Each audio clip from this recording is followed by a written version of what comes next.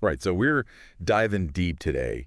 And, it's all about what you guys want to explore. Mm-hmm. And, a lot of you have been asking about Manchester United's new keeper, Yeah. Andre Onana, Mm. and how he compares to David De Gea. Right. Now, De Gea is having, like, a killer season Yeah. over at Fiorentina. Absolutely. I mean, some of the stats you guys sent in, it's pretty wild. Oh, yeah. Just looking at the numbers, it is kind of shocking, right? So let's break this down. Okay, let's do it. Onana has faced, like, what, 82 shots this season? 82 shots, yeah, with a 67.1% save percentage. The De De Gea. Gea's only faced 55. Wow. And, got to remember, Fiorentina, they've got a really solid defense. They're tough. Yeah, only letting in an average of, like, 0.8 goals per game. United, 1.5. Ouch. Yeah, that's not great. And those clean sheets, right. De Gea's got 7 in just 14 appearances. We don't even have that number for Onana. That's a big difference, huh? Huge. And then there's the elephant in the room, Onana's had those 2 big errors, Oh, yeah. those howlers that led to goals. And De Gea, clean sheet, hasn't done that. Yeah. It was rough watching those, to be honest. But here's the thing. The articles you guys sent, they keep bringing up Onana's passing accuracy.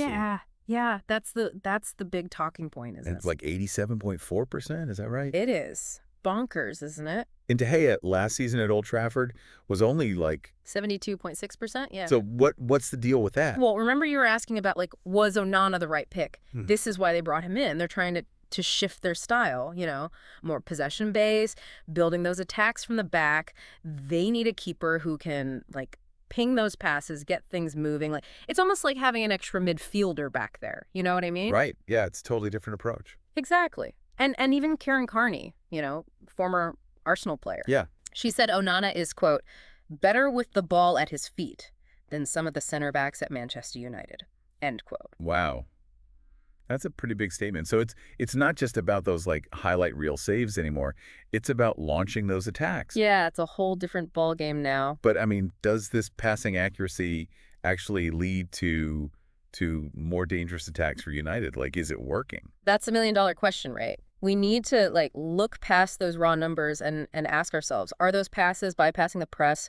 Are they finding players in dangerous positions? And ultimately, are they leading to more chances, more goals than last season? That's where things get really interesting. Yeah, that's the key, right? It's got to translate into results on the pitch. Yeah. Okay, so we've got Onana kind of anchoring this new style from the back, but you also sent in some stuff about the rise of Rasmus Højlund. Oh, Højlund.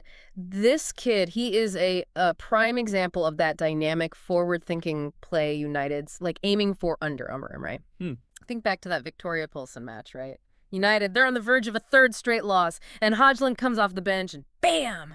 2 goals. 5th in the competition, showing that hunger, He wants to make a difference. He definitely brought the energy. That was electric. But how much of that was just, like, individual brilliance versus fitting into Amorim's system? Yeah. Right. Well, I mean, look at the sources you sent in. They talk about his synergy with players like Mason Mount, right? Yeah. Gave him that beautiful assist for his first goal. And Antony, they're really starting to click. Remember, a clean sheet is when a team doesn't concede any goals during a match, and United has been struggling with that. A dynamic player like Højlund could be the key to turning that around. And what about Amorim?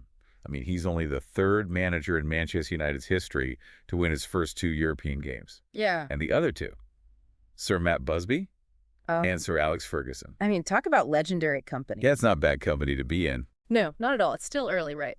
But this kind of start puts him in a very, very exclusive club. What's fascinating to me is how his tactics are, like, starting to take shape. It's not just about Højlund's individual brilliance, but how Amorim is, like, using him as a focal point, encouraging those quick transitions and dynamic runs from midfielders like Mount and Antony. So we've covered a lot here. Onana's contrasting style compared to De Gea, Højlund emerging as a potential game changer, and Amorim's really promising start. What does this all mean for Manchester United's future? I mean, what do you think as a fan? Right. That's the big question, isn't it? Will Onana's passing ability outweigh those errors and really unlock United's attack? Will Højlund live up to all the hype and become that goal-scoring machine they desperately need? And can Amorim's tactics bring back like a new era of success at Old Trafford? Yeah. So much to see unfold, right? Absolutely. It is a fascinating time to be a Manchester United supporter. This deep dive has given you all plenty to chew on, but this is just the start, right? Keep those sources coming. Keep analyzing. Keep those questions coming. This story, it's just getting started. Absolutely. All right. Thanks for tuning in, everyone. We'll catch you on the next deep dive. See you then. Bye. Bye.